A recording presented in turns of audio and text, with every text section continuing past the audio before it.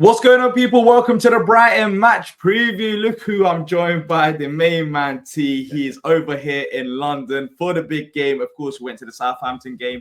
We're going to talk about that. Kapora signs a new 4-year deal at the football club. Plus, the Arsenal game has been moved right before the semi-final against Aston Villa in the Cup. As always, make sure to drop a like, subscribe if you're new to the channel, and let us know your thoughts in the comment section down below. T. My man. Hey, it's good to see you in person. Yeah, Normally, you got the flag, you got the South London, a proud flag, but you're actually not in South London right now. You're in North London. Yeah. You're in North London. Yeah. However, you're in the UK. Yeah, exactly. How's the UK treating you so far? It's fantastic. It's been a really great experience. Going around with you today, man, it's been exhausting, but it's been fun. We've been somewhere everywhere today. Hey, I tried to show them all around London, and trust me, we are knackered right now as we're recording this. But of course, you went to the Southampton game. Yeah. It was your first official Palace game. Yes. It was an away game. You've met a few people as well that watched the show. So thanks to every single one of you. Shout out to everybody that came up, said hello, took pictures, well wishes, had a drink with me. Shout out to everybody that did that. Really appreciate it, man. What was it like going to Southampton away? You enter the stadium, you see the fans there. You see the players that you've been watching at 4:30 in the morning when you was in Seattle, was talking about it. Then, of course, as we moved to St. Louis, it was a bit later, but still 7 in the morning, 8 in the morning. But here you are, the Palace that you've been talking, the Palace that you've been watching in front of you. Like, how did that feel for you? It was surreal. It was surreal, man. Like, there was a point when Palace was coming out onto the pitch to just warm up, and you're at your seat. I'm wanting to just watch them warm up because it's like, here's the guys live in living color. You know what I mean? Yeah. People are like, yeah, we're gonna go hang out on the concourse. Like, no, I want to see this. Like, I want to take this in. But it's just one of those experiences that you have to really appreciate, especially because it was an away day too. There's a bit of an aura that comes with everything that an away day encompasses. You, Louis, and I getting in the car and making that drive down to Southampton and meeting up with friends, family, and other people, and hanging out and having drinks and hearing chants in the bar and things. Like, it was just Well, I was there to hear the chants in the bar because let me not talk about. We don't want to talk about that part of the story. I mean, the Yates pub, I would not recommend. I can say that. No, I would not recommend based on the treatment I received. But yeah, I wasn't there for that. But it's still nice. The sun was out. Yeah. I still enjoying myself. Even our car journey there and back. Let's just say we didn't speak about Palace as much. So it's like good catching up and speaking about everything else. Not related to Palace, but I'm happy. You still, because I was gonna drop you back at the airport. Yeah. On the way back. Yeah. If we lost to Southampton, because that was a fair rule. If you're coming in and your first game is Southampton away, and we haven't lost since October last year, and we're losing to Southampton away, but France has saved you. Just quickly, your thoughts on the game. I'll be honest, it was not a good performance.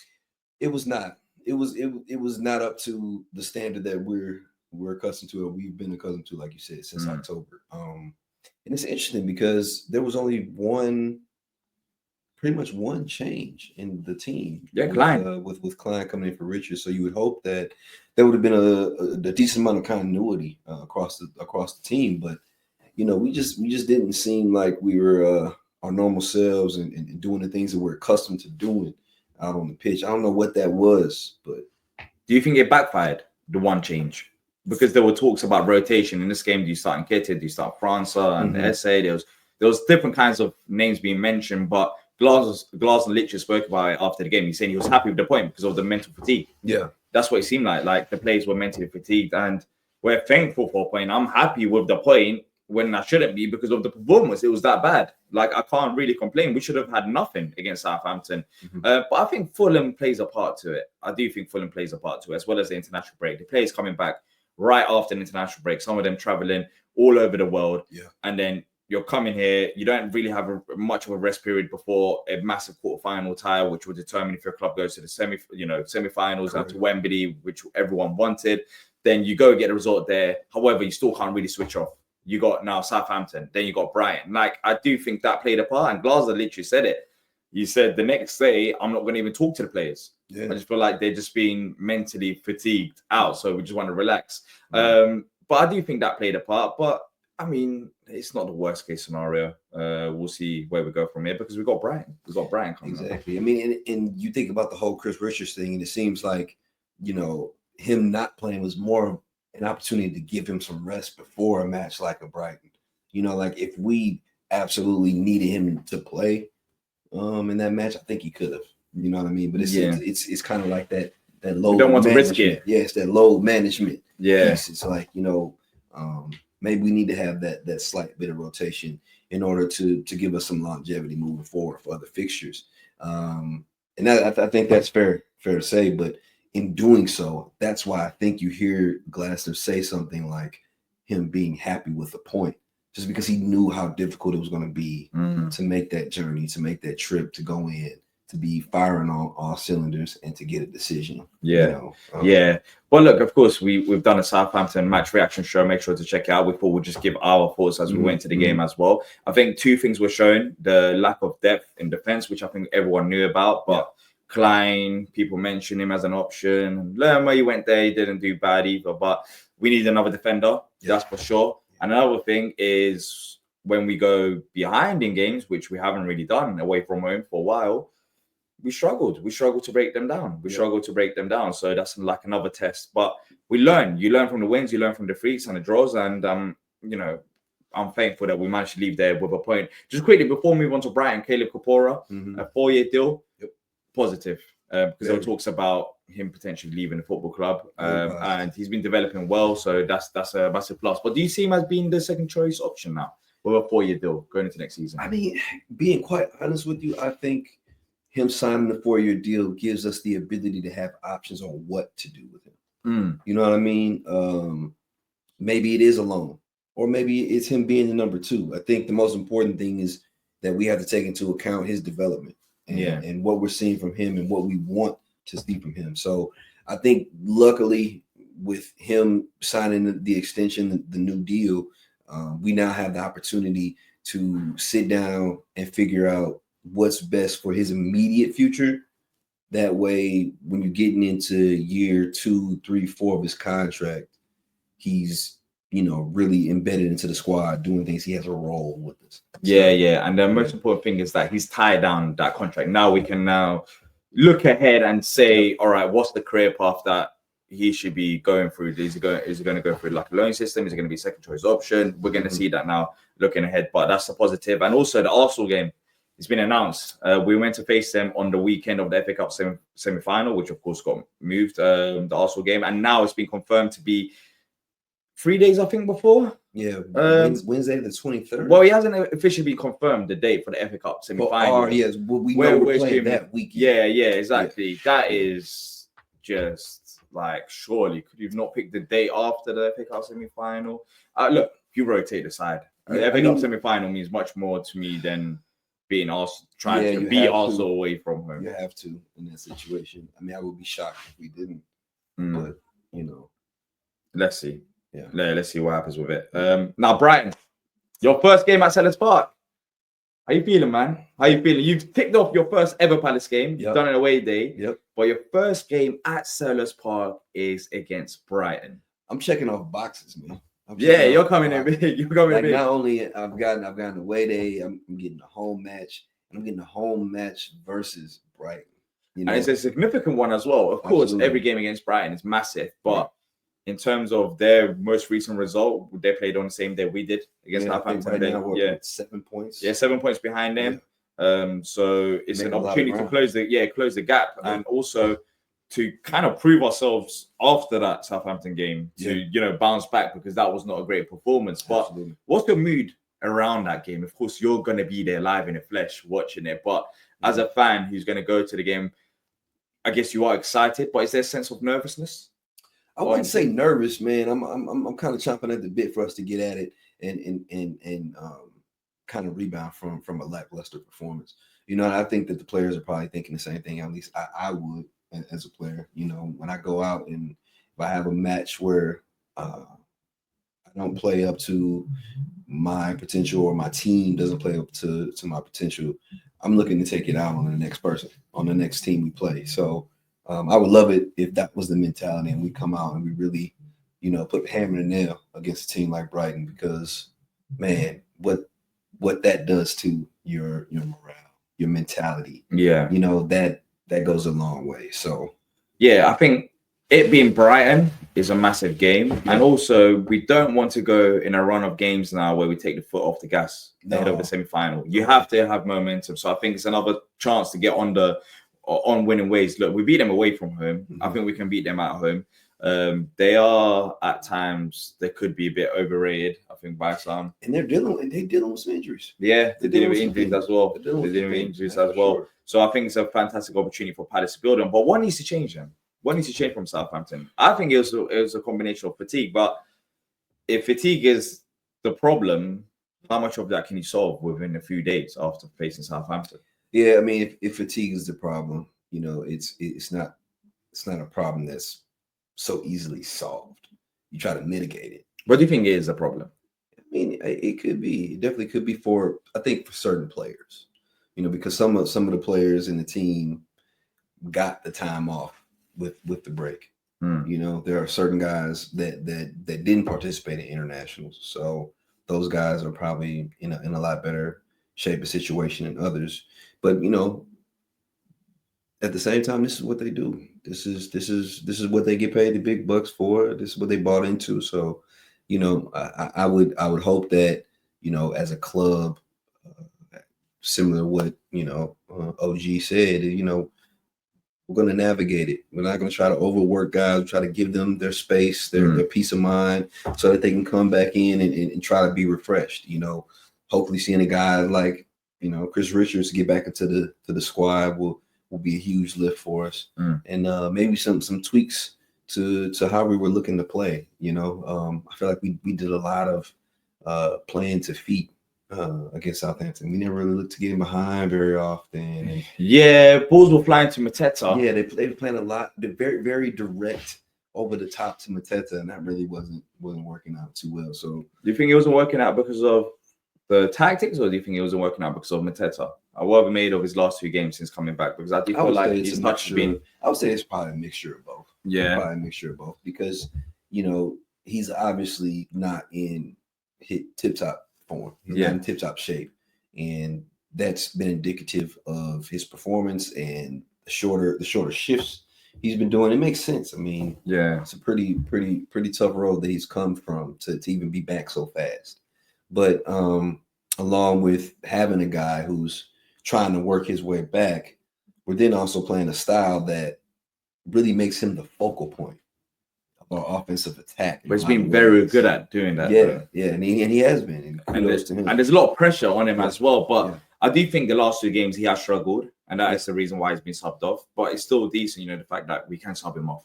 We have that opportunity, we have that privilege. But I think sooner rather than later, his first touch, the jewels will be coming back, because against Southampton, I'll be honest, he got eaten up, in my opinion, by the defenders. I just feel like, I don't know, I haven't got the stats in front of me, but based on what I saw, I just feel like with the jewels, he was just struggling to win them. He was struggling to win them, where normally you would see the Mateta in his prime, he would be winning those jewels. But that's normal. For me, Mateta still has to start. Well, he will start against Brighton. I think you just have to build his minutes and build his confidence up, which that will come naturally. We spoke about Chris Richards, but Will Hughes, he's back. Yeah, he's back. And that's a very important piece for us. And I feel like there was something missing in midfield against Southampton. I don't think Wharton had a particularly great game. No. But in the reverse fixture against Brighton, we had Hughes on. Was it Hughes on Lerma? You had Hughes on Lerma. You didn't have. Hughes on Lerma. So do you bring in Hughes back into the starting 11? I guess it depends on how well Hughes is physically, because he was out before due to illness.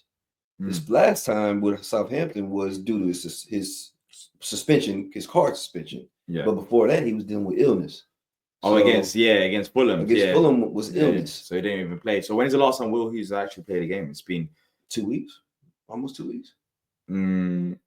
What, the ham cam? The ham cam. I'm talking about like competitive game. A month. Yeah, a month, or maybe a bit longer than that. So it's like, with that being said, and thinking about it in the full scope, that's kind of tough to ask him to to come in against Brighton.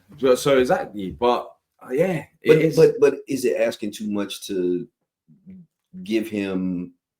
I don't know, 35. So basically, what you're saying is come off the bench then if you're Yeah. coming for 35 minutes or Yeah. so. Let us know in the comment section what you lot think. But it depends on if he's fit. If he's fit, I do think he starts in midfield. As much as I've liked Lerma, and I think he's done a great job, there is an element to his game which you may say is underrated, depending on how you view it. But I think defensively, off the ball, he's very good. Mm-hmm. He's very good. And however, the biggest knock that we always have on Lerma is his passing.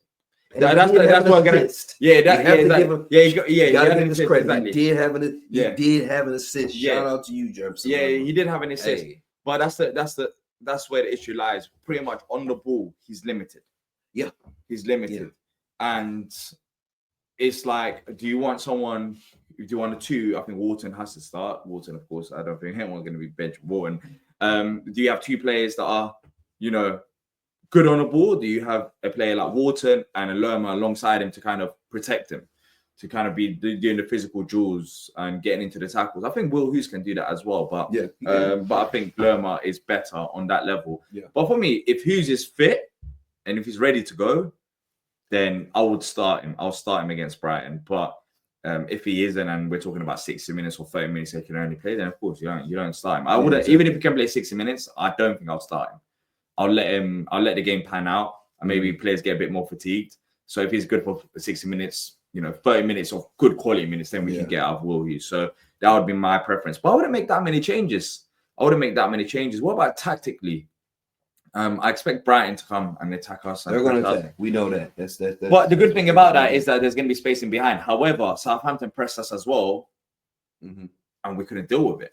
Yeah, and it was the way that we tried to deal with it. We tried to do long ball.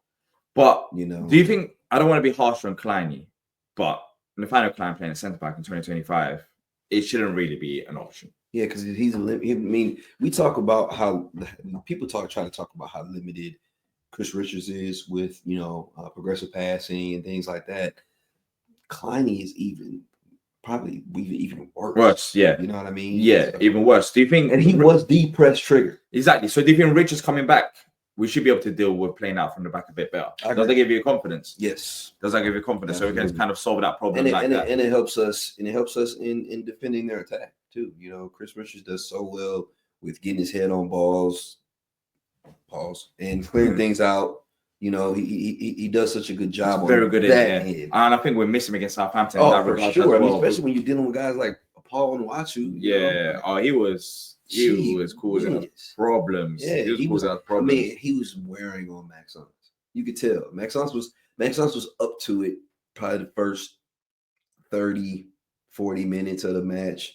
But you got that big 6'6", 6'7" guy jumping with you on top of you, it starts to wear on you. And that's definitely what Wachu was doing. So it definitely helps to have somebody like a Chris Richards there to then be able to maybe like supplement and play in the air. Yeah. And I think down the right hand side, and I think down the left as well, we didn't have the wing backs, especially in the Southampton game, maybe make those overlapping runs. It took a while. For us to get to that position. As I said, we were going direct to Mateta.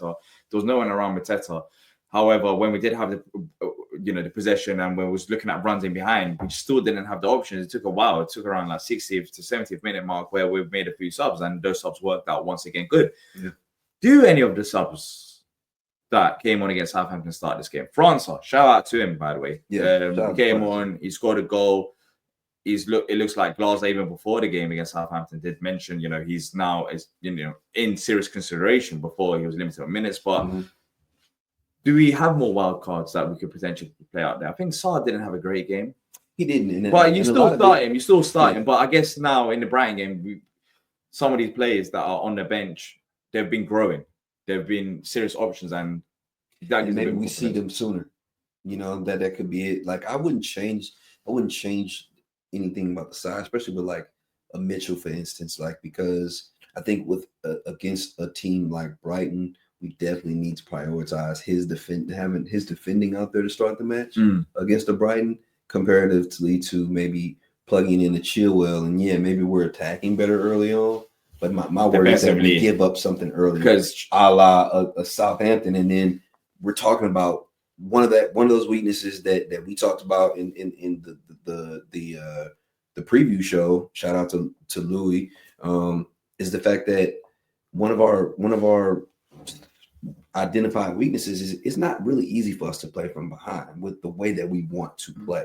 You know what I'm saying? So if we sacrifice our defensive acumen early in the match, we open ourselves up to then giving up that early goal and putting us in a tough situation. And we're good for that as well, being defensively sound and then afterwards trying to hit teams on the counter attack. Exactly. So yeah, look, Mitchell has to start. I think Chilwell came on and he offered something a bit more going forward, but defensively, I can't lie, ever since he has come on and played for us, like defensively, maybe he's a bit rusty, but it feels so easy to run past him. Yeah, because I mean, he is a true offensive wingback. Like he doesn't play.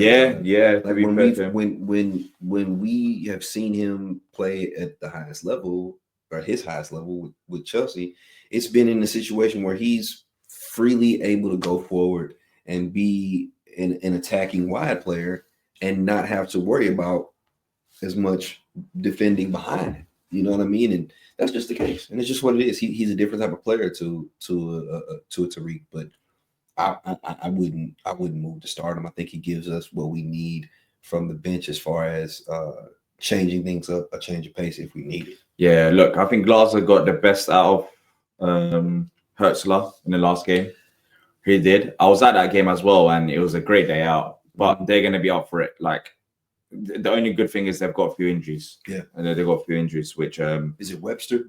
Yeah, and, Webster. Reuter. Yeah, they're both out. Yeah, so Reuter's been playing the 10 spot for them, I believe. Yeah, but behind Pedro. The only thing is, despite the injuries, they do have phases in games where they control it. And they're still a good club. Yeah, they still control it. So we can't take this game lightly. Take this game lightly. And that's the reason why I'm kind of happy with how Southampton happened, because it's kind of made us sit down and realize, look, the season ain't over. Facts. It's not over after beating Fulham. Yep. We still got something to play for in the league, or do we? I think we do, because like once again, right now we're going into a match where we have a game in hand on them. They're up 7 points. We win this match, we pull within 4 points with a game in hand still. You know what I mean? That means a lot. And it's in our hands about our destiny, because we still got Bournemouth to face, we got Newcastle to face, we got City to face. These are not easy games. But we have enough matches. We have enough matches left where our performance will dictate what happens to us ultimately, as compared to us hoping that other teams do certain things to give us a chance. Yeah. So we had a wake-up call. We realized, look, the season ain't over against Southampton. I think Glasgow and the players will know that it wasn't good enough. They know it already based on what Glasgow said. And this is a perfect opportunity to, of course, prove ourselves against a team which everyone wants to get win against. Everyone wants to get win against. Yep. Any other talking points against Brighton? I mean, we beat them 3-1. That was comfortable in the previous game. We spoke about rotations. For me, I'd bring in Richards and Hughes for Lerma if he's fit to start, of course. Other than that, I wouldn't make any other changes. I think you have to ride out with Mateta. Yeah. Glasgow versus Hertzler. I think Glasgow tactically got it right. And the subs got it, the subs changed the previous game. I don't know if you remember, but Mateta and Eze were struggling against Brighton away from him. I think Eze had this foot injury and Mateta, he was just... That was before we had to end up sitting Eze down. Exactly. So hopefully Eze should be better. But was you going to mention something? No, I was going to say, like, when we look back to that last match at MX, what were some of the things that we really did well that we need to make sure we duplicate? I mean, outside, of course, scoring goals. Yeah. But, like, what are some of the things that you feel that we need to make sure we duplicate come Saturday in order for us to see that type of dominant performance? The game should suit us. I expect Brighton to attack us, and what we've been very good at so far this season is defensively. We've been solid. Yeah. But the only problem is at home, when teams kind of concede a possession a bit more, I think that's where we struggle, because we kind of like to hit teams on the counter rather than keeping the ball. As we saw against Southampton, 1-0 up, they were at home, of course, and they're going to fight for their lives. But they gave us the ball, and it was like, what can you do with the ball? And I think that's where Palace... They scored that one goal and shut it down. Exactly, and that's where Palace kind of struggled. We didn't create that many chances, but I think against Brighton, based on what's happened against Villa as well, Let's see, but I expect them to attack us. So I think that should suit us in that aspect. But in normal scenario, that's been like the biggest challenge. Like, what can we do? However, we've improved recently, the home form. So that needs to continue. But yeah, I expect it to be a good game. I expect it to be a good game. And if we do want to still look up the table and try to see, can we do this? Or can we, even continuing the conversations, I think we need to win. Yeah, I think we need to win in this game. Let's move on to score predictions. Your first game at Selhurst. Southampton, it was 1-0. It wasn't the greatest of results. Not at all. And performances. But do you reckon we're going to bounce back? 4-0 at Southampton. 4-0. Hey, 4-0. And we were lucky to score one goal. And got a lot of confidence in my guys, man. Tough match, but I'll go 2-1 Palace. Go 2-1. So I'm going to give 3 predictions. Come on, man. It could be this, but then if it's not this, it'll probably be this. So, if it's not that, then it's definitely going to be this. And I still got it wrong. I get predictions for the Southampton game. Now, jokes aside, I think 2-1 Palace as well. Yeah, I mean, I feel like that's fair.